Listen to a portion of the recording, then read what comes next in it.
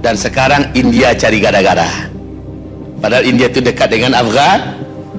Biar ngerasa dia seberapa sih kemampuan, sedangkan Amerika saja keok. India seberapa kekuatannya? Lihat aja nanti yang terjadi. Pertempuran antara Muslimin dengan India pasti terjadi dalam hadis sahih tadi, dan Islam akan menang. Allahu Akbar.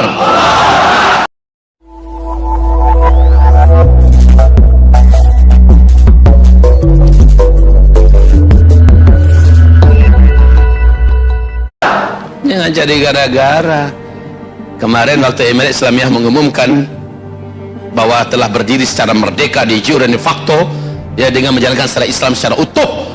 Apa salah satu program Emirat Islamiyah? Taliban mempersiapkan pasukan khusus untuk diberangkatkan ke Syam, bergabung nanti dengan seluruh kekuatan-kekuatan militer yang ada di Suriah, di Palestina, dan akan memerdekakan Baitul Maqdis. Demi Allah, inilah yang akan terjadi nanti.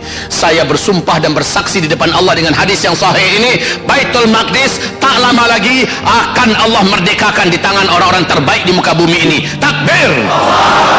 Lalu apa kata Rasulullah dari hadis sahih Muslim? Ini kebangkitan yang tak terelakkan, ya. Apa kata Rasulullah sallallahu alaihi wasallam?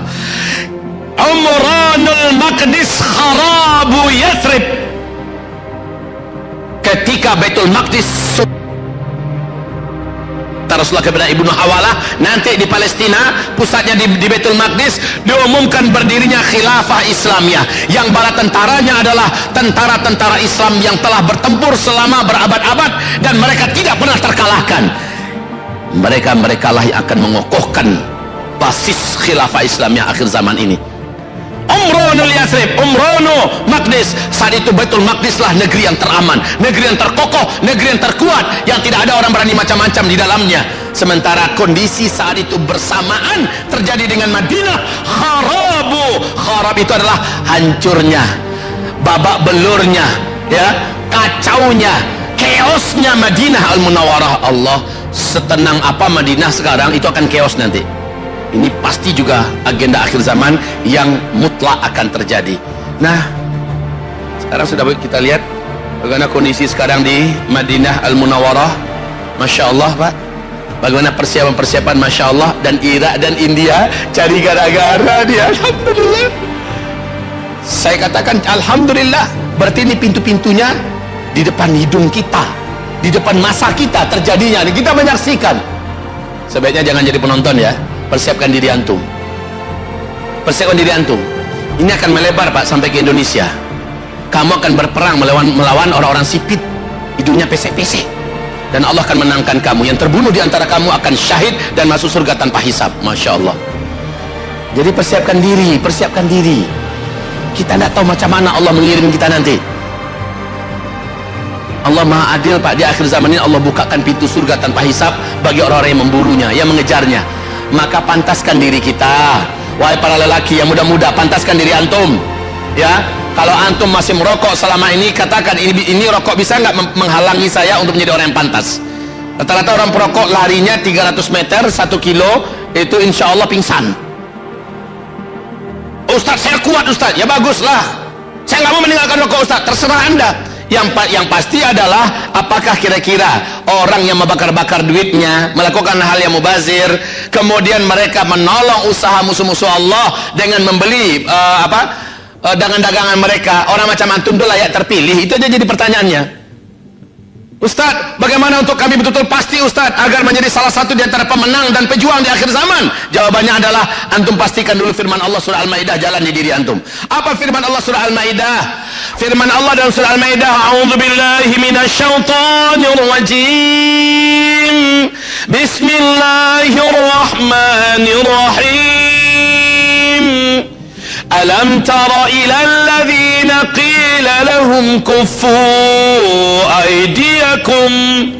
kuffu aydiyakum anil qital wa aqimus salah wa atuz zakah. Allah perintahkan kita, sebelum ada komando, sebelum ada aba-aba dan instruksi dari ulil amri kita, dari ulama-ulama rabbani kita, tugas kita semua adalah menurut ayat ini, tegakkan sholat berjamaah dimanapun saja kamu berada. Ini tugas. Dan kalau saya menambahkan dengan hadis Nabi, Berjamaahnya bukan sembarangan berjamaah. Berjamaahnya memenuhi syarat 40 hari 40 malam tidak ketinggalan takbiratul ihram bersama imam. Di mana orang sudah qomat, kita sudah ada di barisan. Imam ketika angkat tangan, saf rapat dan lurus, kita sudah melihat kepada imam. Kita berdiri di belakang melihat kepada imam. Ketika imam angkat tangannya, Allahu Akbar. Saat imam angkat tangan, kita melihat imam angkat tangan. Setelah itu baru kita Allahu Akbar. Ini yang dimaksud dengan dia mendapatkan takbiratul ihram bersama imam. Lakukan itu subuh, zuhur, asar, maghrib, isya. Lakukan itu selama 40 hari dan tak boleh putus. Kalau satu solat saja putus, ulang balik mulai dari awal besoknya. Gitu caranya. Dan lakukan itu 40 hari. Kalau 40 hari sudah kita lakukan, luar biasa piala yang Allah siapkan untuk orang yang lulus itu. Apa pialanya? Dua hal. Dua hal piala ini langsung Allah yang kasih, Allah yang bagi, Allah yang beri janji, dan Allah pasti menepati. Dan ini bukan piala presiden, ini bukan piala gubernur, ini bukan piala Ustaz Zul, tapi piala Allah langsung. Berarti urusan kita langsung dengan Allah, dan Allah nggak bisa dibohong-bohongi. Piala yang pertama adalah sampai mati orang bersangkutan tidak akan pernah punya sifat munafik, dan dia tidak akan pernah jadi orang munafik sampai dia mati. Di akhirat dia tidak akan pernah merasakan neraka walau satu detik. Dia akan dimasukkan ke dalam surga. Luar biasa ini piala. Berlombalah anda wahai para lelaki. Solat 40 hari 40 malam. Setelah itu Ustaz, bagaimana kalau kami meninggalkan solat terlambat-lambat dan masbuk? Takkan pernah terjadi. Kenapa demikian? Ngaji aja orang di masjid, dada anda sudah bergetar itu. Anda sudah rindu untuk mengejar masjid. Itu buah daripada perjuangan lulus 40 hari 40 malam itu. Maka ini tugas kita semua.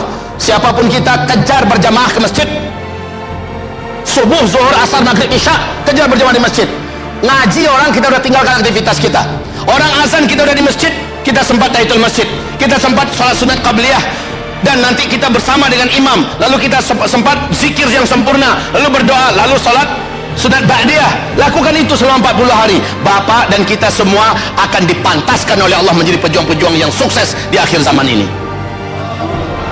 Dan nanti setelah itu Bapak akan merasakan ringan untuk tahajud, ringan untuk duha, ringan untuk melaksanakan ibadah-ibadah lainnya. Lalu berikutnya wa'atuz zakah. Orang-orang yang sudah memiliki kapasitas berzakat, keluarkan zakatnya. Yang belum memiliki kapasitas untuk berzakat, keluarkan infak sedekahnya. Jadi di samping sholat, rajinlah bersedekah, kuatlah berinfak untuk agama Allah Subhanahu Wa Taala. Coba lihat sekarang ini, akhir-akhir ini, saya yakin Bapak Ibu merasa heran, kok di mana-mana setiap ada acara keagamaan pasti ada penggalangan dana ya, betul tidak? Betul tidak? Kadang-kadang orang-orang yang dalam hatinya ada penyakit, jijik dia tuh. Allah, ujung-ujungnya penggalangan dana tuh. Ujung-ujungnya penggalangan dana. Apalagi judul flyernya adalah siapkan infak terbaik. Udahlah, nak saya datang sini. Itu memang cara Allah di akhir zaman ini. Karena ternyata paket yang membuat kita sangat kuat, lahir batin kita, mentalitas kita, dan kejiwaan kita, fisik kita, paketnya adalah disiplinlah sholat berjamaah dan kuatlah berinfak bersedekah. Walaupun dalam sulit ekonomi kita, walaupun keadaan sempit, berapa kita mampu. Setiap ada penggalangan dana, kita harus paling di depan. Walaupun kita hanya memberi seberapa kita sanggup. Kalau orang kaya hanya sanggup memberi 10 sak semen, menurut Allah itu sudah pilih itu. Sudah bakhil.